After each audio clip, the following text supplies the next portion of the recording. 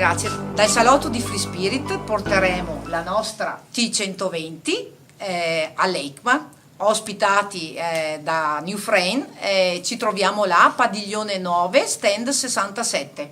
Che dici Matteo? Ci vediamo in EICMA. Vi aspettiamo. Ciao! Ciao!